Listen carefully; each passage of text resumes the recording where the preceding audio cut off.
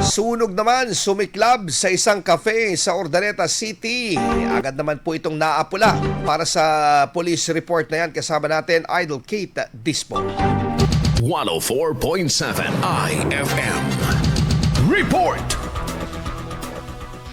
Agad nirespondihan ng otoridad ang sunog na sumiklab sa isang cafe sa MacArthur Highway, Poblacion, Urdaneta City, gabi ng Mayo 26. Sa panayam ng IFM News sa Urdaneta City Police Station, agad na rumesponde ang mga otoridad kabilang ang Bureau of Fire Protection upang apulahin ang apoy at tiyakin ang kaligtasan ng mga nasa paligid.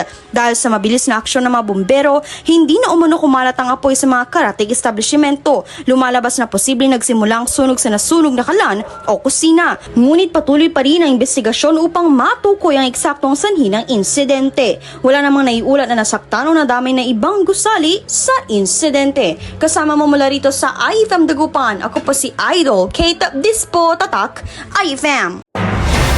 IFM News. IFM News. IFM News.